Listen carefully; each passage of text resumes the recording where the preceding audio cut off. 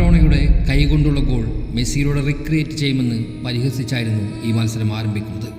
പക്ഷേ ദൈവം നിശ്ചയിക്കുന്നതല്ലേ സംഭവിക്കൂ, അതിന് ദൈവം ആരാണല്ലേ. ഈ ഒരു സെമി ഫൈനലിൽ ആദ്യം ആഘോഷിച്ചത് ഇംഗ്ലണ്ടായിരുന്നു. ഗോഡിൻ്റെ ഗോളിൽ അവർ മുന്നിലേക്ക് എത്തുന്നുണ്ട്. കുറച്ച് നിമിഷമെങ്കിലും ഫൈനലിലേക്കുള്ള വാതിൽ ഇംഗ്ലണ്ടിന് വേണ്ടി തുറന്നിട്ടിരിക്കുകയാണെന്ന് തോന്നിപ്പോയ നിമിഷങ്ങൾ. പക്ഷേ ഈ ലോകകപ്പിൽ അർജന്റീനയെക്കുറിച്ച് എതിരാളികൾ ഇനിയും പഠിച്ചിട്ടില്ലാത്തൊരു കാര്യമുണ്ട്. അവരെ തോൽപ്പിക്കണമെങ്കിൽ ലീഡെടുത്താൽ മാത്രം പോരാ, അവസാന വിസിൽ മുഴങ്ങുന്നതുവരെ അവരെക്കാൾ നന്നായി കളിക്കണം. അവർ വീണ്ടും തിരിച്ചു വന്നു. ഒരു ഗോൾ, പിന്നെ മറ്റൊന്ന്. സ്കോർ ബോർഡ് മാറി മറിഞ്ഞു. സെമി ഫൈനലിൻ്റെ കഥയും. അപ്പോൾ വിരോധികൾ ഇങ്ങനെ ചോദിച്ചു, ദൈവം ആരാണെന്ന്. അതെ, അയാൾ അറ്റ്ലാന്റിക്കിൽ സർവ്വസിംഹങ്ങളെയും തീർത്ത് അങ്ങനെ നിൽക്കുന്നുണ്ട്. ഇടംകാലിൽ ദൈവം കുടിയിരിക്കുന്ന മിശ, ലിയോണൽ ആന്ദ്രസ് മെസ്സി.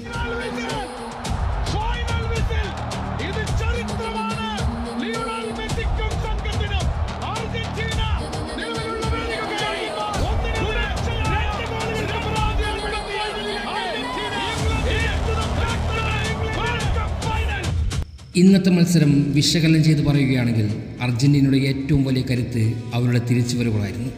ഇംഗ്ലണ്ട് ആദ്യ പകുതിയിൽ വളരെ അച്ചടക്കത്തോടെയാണ് കളിച്ചത്. ഗോഡിൻ്റെ ഗോളിൽ അർജന്റീനയുടെ പ്രതിരോധ നിരയെ കീറി മുറിച്ചുകൊണ്ട് ഒരു ചെറിയ പിഴവ് മുതലെടുത്തുകൊണ്ടായിരുന്നു ആദ്യ ഗോൾ വരുന്നത്. ഗോൾ നേടിയതിനു ശേഷം ഇംഗ്ലണ്ട് മത്സരത്തിൻ്റെ വേഗത നിയന്ത്രിക്കാനും ശ്രമിച്ചു. പക്ഷേ ഇംഗ്ലണ്ട് ഒരു കാര്യം മറന്നുപോയി. ഈ ലോകകപ്പിൽ അർജന്റീനയുടെ ഏറ്റവും വലിയ ആയുധം അവരുടെ ആക്രമണമല്ല, അവരുടെ ക്ഷമയാണ്. പിന്നിലായിട്ടും അവർ തങ്ങളുടെ കളിശൈലി കൈവിട്ടില്ല. പന്ത് കൈവശം വെക്കാനും ഇടങ്ങൾ കണ്ടെത്താനുമുള്ള ശ്രമം തുടർന്നുകൊണ്ടേയിരുന്നു. ആ ക്ഷമയുടെ കേന്ദ്രബിന്ദുവായി വീണ്ടും അവർക്കൊപ്പം മെസ്സി ഉണ്ടായിരുന്നു. 2 അസിസ്റ്റുകൾ.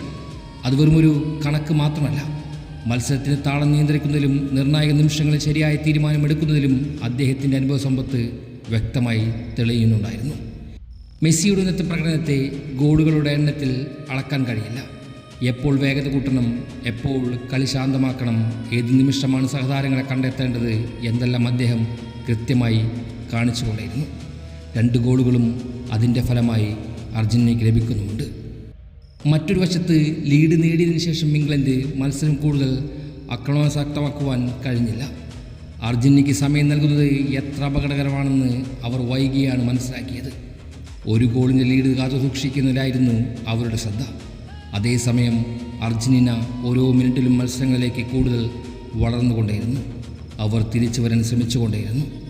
ഈ വിജയത്തിൻ്റെ ഏറ്റവും മനോഹരമായ കാര്യം സ്കോർ ലൈനല്ല. പിന്നിലായപ്പോൾ പോലും പരിഭ്രമിക്കാതെ ഒരു ടീമിനെയാണ് ഇന്ന് ലോകം കണ്ടത്. ലോകകപ്പ് പോയൊരു വേദിയിൽ തിരിച്ചുവരവുകൾ ഭാഗ്യം കൊണ്ട് സംഭവിക്കുന്നതല്ല, അത് ആത്മവിശ്വാസവും അനുഭവ സമ്പത്തും ശരിയായ തീരുമാനങ്ങളുമാണ് സൃഷ്ടിക്കപ്പെടുന്നത്. ഇന്ന് അർജന്റീന ഫൈനലിലെത്തിയത് 2 ഗോളുകൾ കൊണ്ടല്ല, 1 ഗോൾ വഴങ്ങിയ ശേഷവും സ്വന്തം കളിയിൽ വിശ്വസിക്കാൻ അവർ തയ്യാറായിരുന്നു എന്നതുകൊണ്ടാണ്. ഫൈനലിൽ ഒരു മത്സരം മാത്രമാണ്. പക്ഷേ ഇന്നത്തെ മത്സരം ഒരു കാര്യം വീണ്ടും ഓർമ്മിപ്പിച്ചുകൊണ്ടേയിരിക്കുന്നു. 2 ഗോളുകൾക്ക് പിന്നിലും മെസ്സിയുടെ കാലുകളുണ്ടായിരുന്നു. ഗോൾ നേടിയവരുടെ പേരുകളാകും ചരിത്രത്തിൽ എഴുതപ്പെടുക. എന്നാൽ ആ ഗോളുകളിലേക്കുള്ള വഴികൾ വരച്ചത് മെസ്സി ആയിരുന്നു. തൻ്റെ രാജ്യത്തിൻ്റെ സ്വപ്നങ്ങളെ കൃത്യമായി ലക്ഷ്യസ്ഥാനത്തെത്തിക്കുന്ന ഒരു അമാനുഷികൻ. ലോകകപ്പിൽ ഇതാദ്യമായല്ല അർജന്റീന തിരിച്ചുവരവിൻ്റെ കഥ എഴുതുന്നത്. പക്ഷേ ഓരോ തവണയും അത് പുതുമയേറുന്നതാണ്.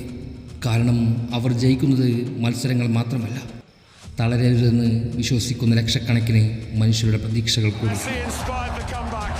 ഇന്ന് ഇംഗ്ലണ്ട് വീണു, അർജന്റീന ഉയർത്തെഴുന്നേറ്റു. ഇനി ഒരേ ഒരു മത്സരം മാത്രം ബാക്കി. ലോകകപ്പിനും അർജന്റീനയ്ക്കിടയിൽ ഇനി 90 മിനിറ്റുകളുടെ മാത്രം അകലമാണ്. വീണ്ടും ഒരു സുവർണ്ണ കിരീടം കാത്തിരിക്കുന്നുണ്ട്.